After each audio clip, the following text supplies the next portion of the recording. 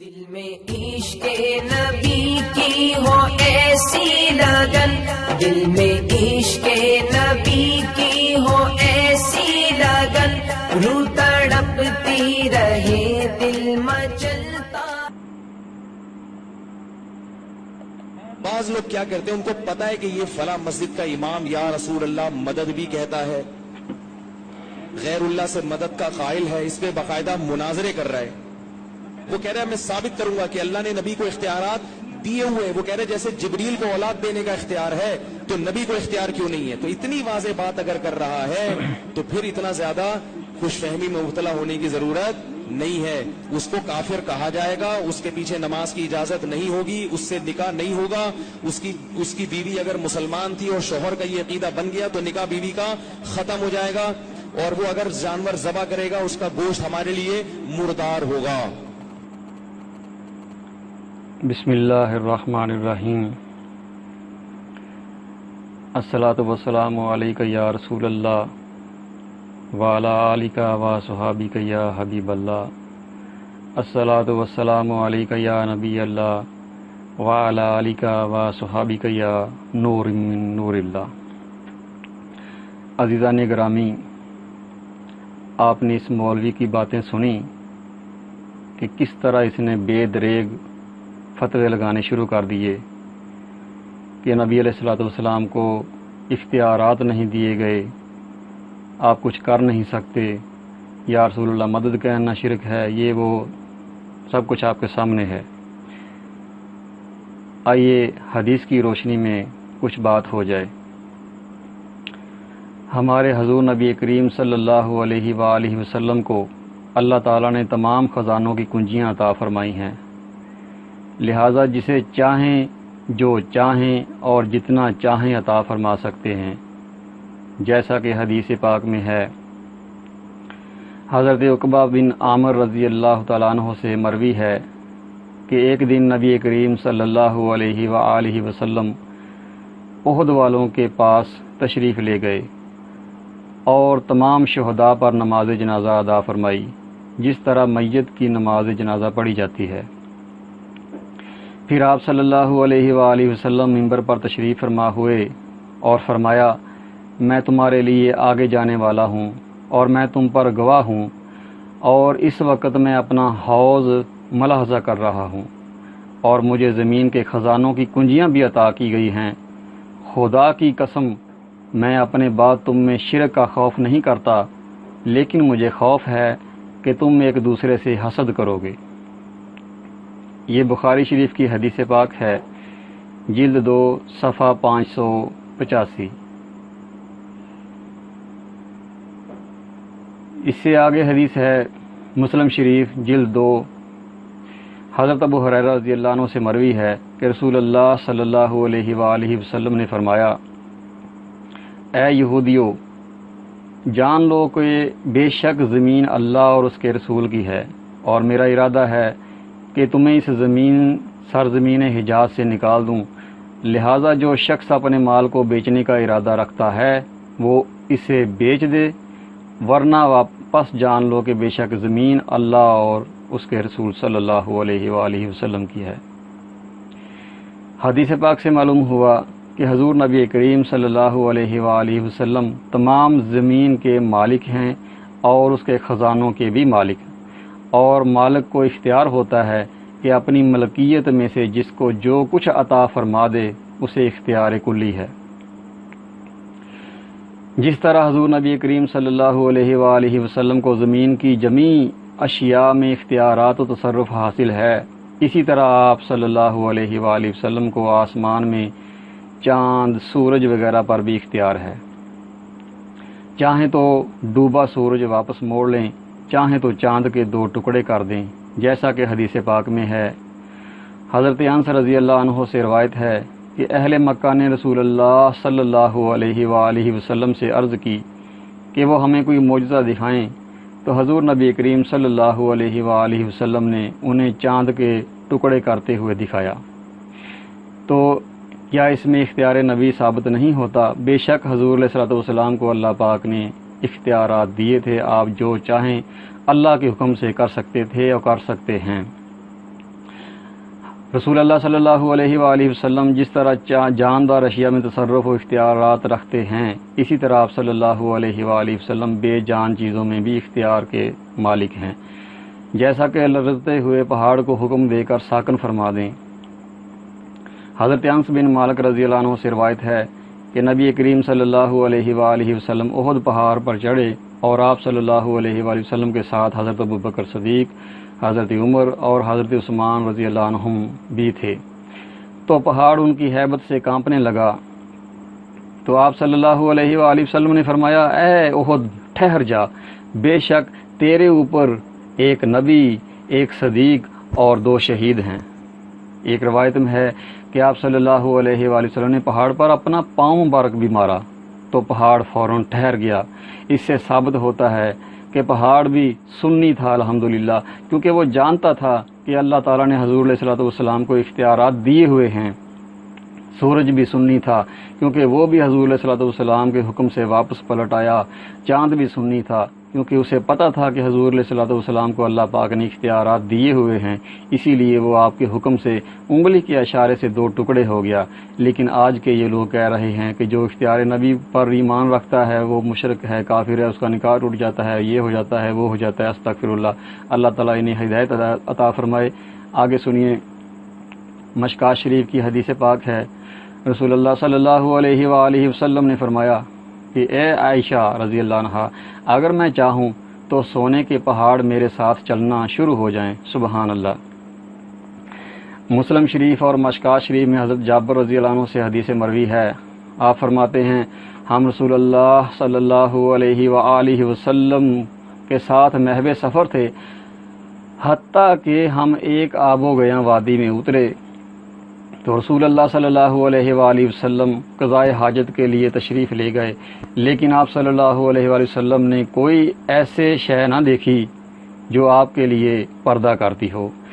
اسی دوران آپ صلی اللہ علیہ وآلہ وسلم کی نظر مبارک 2 درختوں پر پڑی۔ آپ علیہ الصلوۃ والسلام ان میں سے ایک درخت کے پاس تشریف لے گئے اور اس درخت کی ایک شاخ پکڑ کر فرمایا کہ اللہ تعالیٰ کے اذن سے میرے ساتھ چل، تو وہ درخت اس اونٹ کی طرح چل پڑا جس کی ناک میں نکیل بندھی ہو اور پکڑنے والے کی اطاعت کرتا ہے، یہاں تک کہ آپ صلی اللہ علیہ وآلہ وسلم دوسرے درخت کے پاس پہنچ گئے اور اس درخت کی بھی شاخ پکڑ کر فرمایا کہ اے درخت، اللہ کی اذن سے تو بھی میرے ساتھ چل، تو وہ بھی پہلے درخت کی طرح آپ صلی اللہ علیہ وآلہ وسلم کے ساتھ چل پڑا، حتیٰ کہ جب آپ صلی اللہ علیہ وآلہ وسلم ان درختوں کے درمیان میں تشریف لائے اور دونوں درختوں کو فرمایا کہ اللہ کے اذن سے تم دونوں میرے لیے پردہ بن جاؤ، تو دونوں درخت آپس میں مل گئے اور آپ صلی اللہ علیہ وآلہ وسلم نے قضائے حاجت فرمائی۔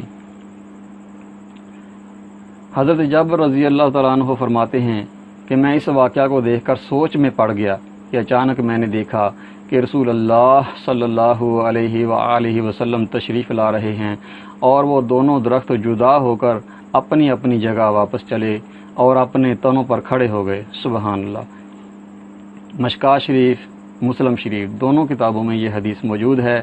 ایک اور حدیث میں ہے، حضرت ابن عباس رضی اللہ عنہم فرماتے ہیں کہ ایک اعرابی رسول اللہ صلی اللہ علیہ وآلہ وسلم کی خدمت میں حاضر ہوا،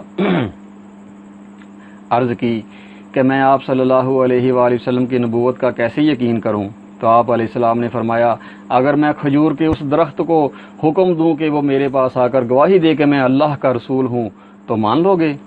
وہ بولا ہاں۔ تو حضور نبی کریم صلی اللہ علیہ وآلہ وسلم نے اس درخت کو بلایا تو وہ آپ کے پاس حاضر ہو گیا۔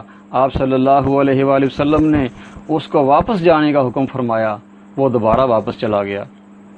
عربی یہ دیکھ کر مسلمان ہو گیا۔ سبحان اللہ۔ ترمذی شریف کی یہ حدیث ہے۔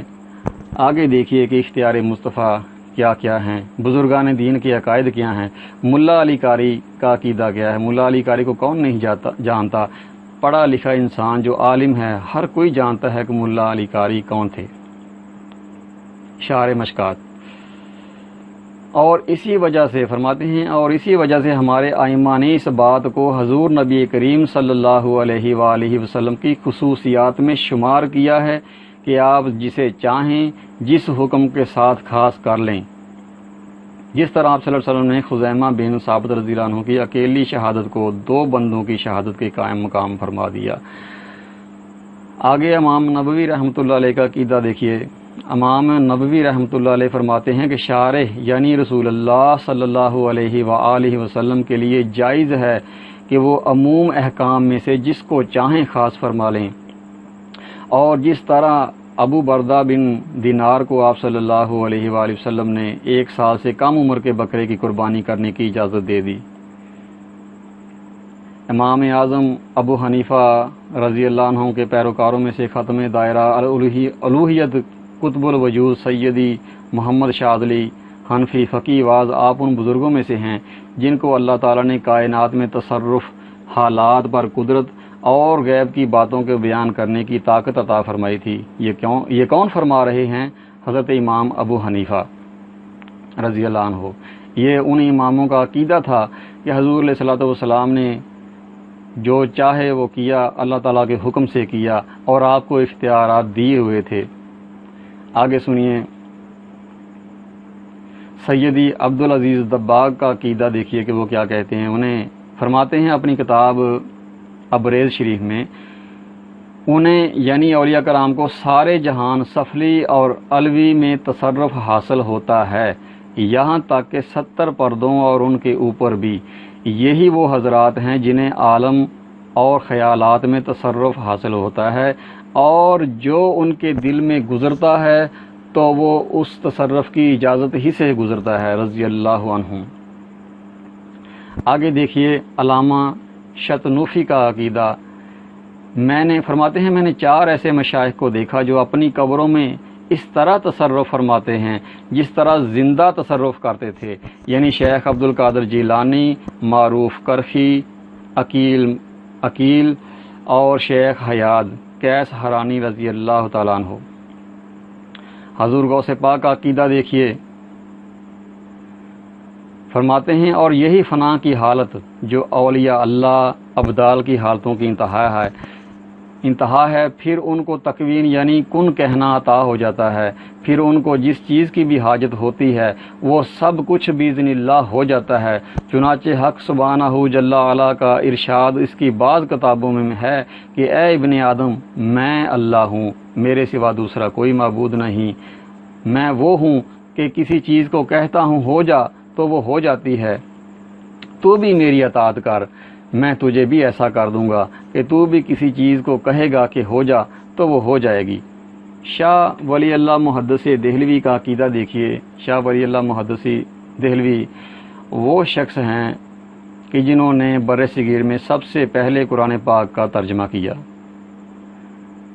اور جتنے بھی یہ جماعتیں ہیں سب شاہ ولی اللہ محدث دہلوی کو مانتے ہیں۔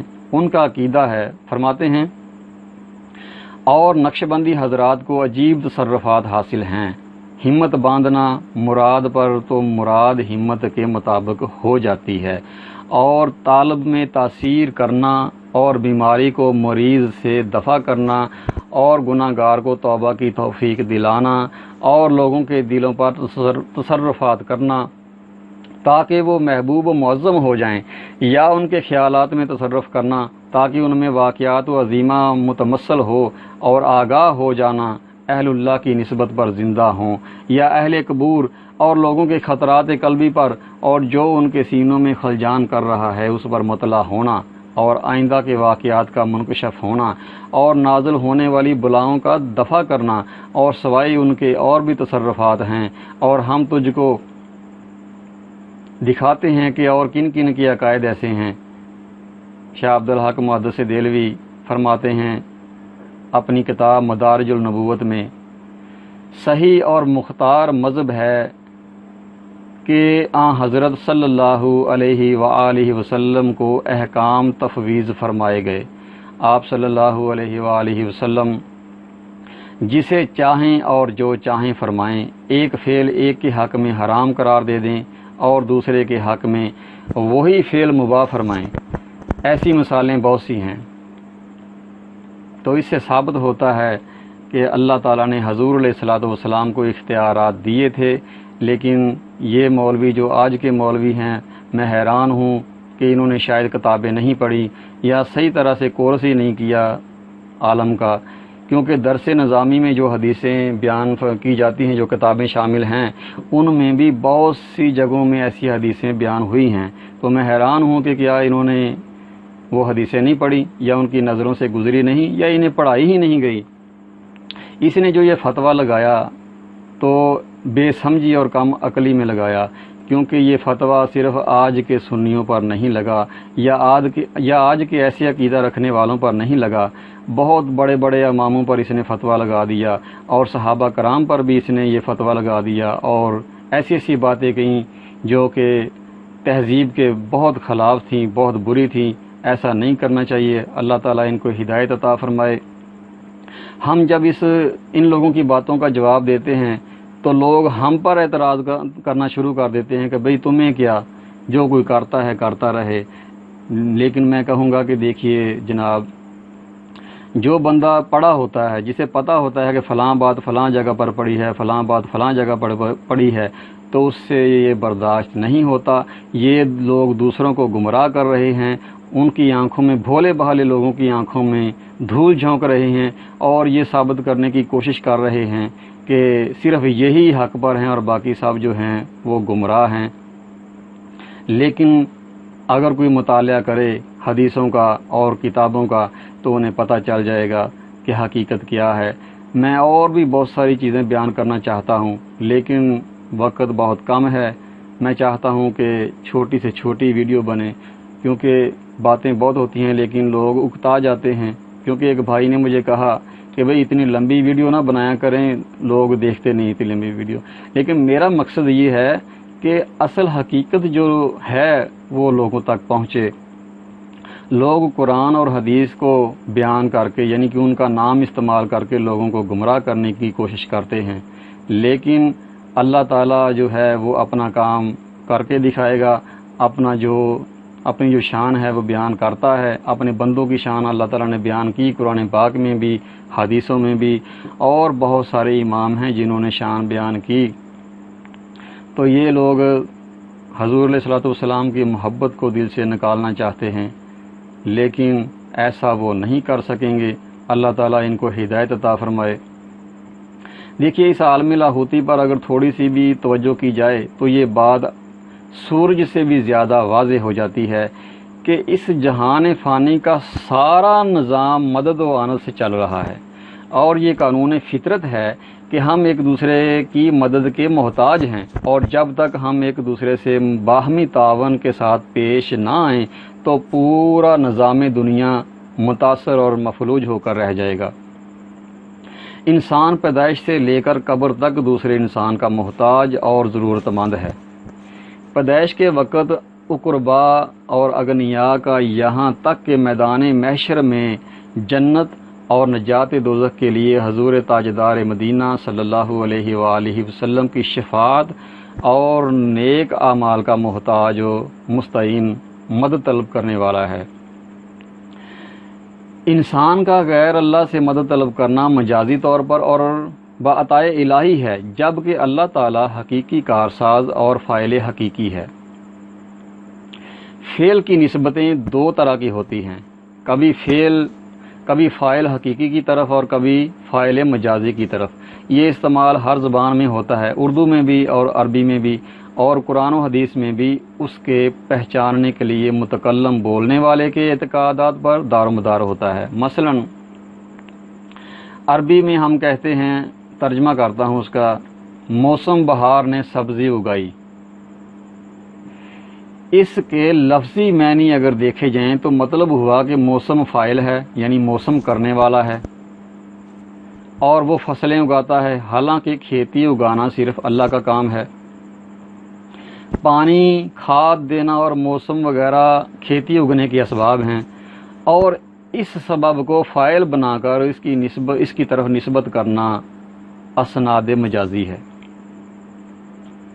یعنی یہ مجازی باتیں ہیں کہ ہم ایک دوسرے کو کہتے ہیں کہ یہ فلاں کام اس نے کیا، یہ دوائی نے ہمیں آرام دے دیا، یہ پانی لگا تو فصل اگی، یہ سب چیزیں مجازی ہیں. لہٰذا اگر کافر یہ بات کہے تو حقیقت مانا جائے گا، اس لیے کہ وہ زمانہ کو ہی فاعل حقیقی سمجھتا ہے، یعنی خدا سمجھتا ہے. اور جب مسلمان یہ کہے تو مجاز سمجھا جائے گا، اس لیے کہ مسلمان یہ عقیدہ رکھتا ہے کہ فاعل حقیقی صرف اللہ تعالی ہے. اس کا صاف مطلب یہ ہے کہ کہنے والے کا مومن ہونا ہی معنی مجاز مراد لینے کے لیے کافی ہیں. اور مومن کے کلام میں زبردستی اسناد حقیقی بنا کر کفر کے معنی پیدا نہیں کیے جا سکتے. اردو زبان میں عام طور پر یہ الفاظ بولے جاتے ہیں: دوا نے بیماری دور کر دی، ڈاکٹر نے مریض اچھا کر دیا، بارش نے زمین کو سرسبز کر دیا، بادلوں نے پانی برسایا، وغیرہ وغیرہ. ان مثالوں سے کسی کے دل میں یہ خیال بھی نہیں آتا ہے کہ یہ الفاظ کفر ہیں اور ایسا بولنے والا کافر ہے. لیکن اس لیے کہ بولنے والے مسلمان ہیں اور ان کا مسلمان ہونا ہی اس بات کی دلیل ہے کہ یہ سب اسباب ہیں اور یہ سب نسبتیں مجازی ہیں. قرآن کریم میں ارشاد ہے کہ حضرت جبریل علیہ السلام نے حضرت مریم سے کہا، میں تمہیں پاک بیٹا دوں گا، سورہ مریم میں. اور مسلمان یقین رکھتا ہے کہ اولاد دینا اللہ تعالیٰ کا کام ہے، اور جبرائیل امین علیہ السلام نے اپنی طرف لڑکا دینے کی نسبت مجازن کی ہے. اسی طرح ملک الموت اس فرشتے کو کہتے ہیں جس کا کام موت دینا یعنی روح نکالنا ہے. قرآن کریم میں ہے، یعنی فرشتے انہیں موت دیتے ہیں. یہ بھی اسناد مجازی ہے، اس لیے کہ موت دینا صرف اللہ تعالیٰ کا کام ہے. اس تمہید کے بعد یہ بات بالکل ظاہر ہے کہ مسلمان اللہ تعالیٰ کے سوا کسی دوسرے پر مشکل کشا کا لفظ استعمال کرے گا تو اس سے اسناد مجازی ہی مراد ہوگی، اس لیے کہ مسلمان یقین رکھتا ہے کہ حقیقی مشکل کشا صرف اللہ تعالیٰ ہے. یعنی مشکلیں حل کرنے کا فاعل حقیقی اللہ تعالیٰ کے سوا کوئی نہیں، اور قائل کہنے والے کا مسلمان ہونا اس بات کا قرینہ ہے کہ یہ اسناد مجازی ہے. لیکن لوگوں نے مسلمانوں کو کافر و مشرک بنانے کے لیے نسبتوں کو اسناد حقیقی قرار دیا، حالانکہ وہ خود بھی ایسے الفاظ بولتے ہیں. مثلا مدرسے کا چندہ مانگنے جاتے ہیں تو یہی کہتے ہیں کہ ہماری مدد کیجیے. اگر کسی مصیبت میں پھنس جاتے ہیں تو یہی کہتے ہیں کہ آپ کے ہاتھ ہے، آپ میری مشکل دور کیجیے، مشکل دور کر سکتے ہیں، وغیرہ وغیرہ. دل میں عشق نبی کی ہو ایسی لگن، دل میں عشق نبی کی ہو ایسی لگن، روح تڑپتی رہے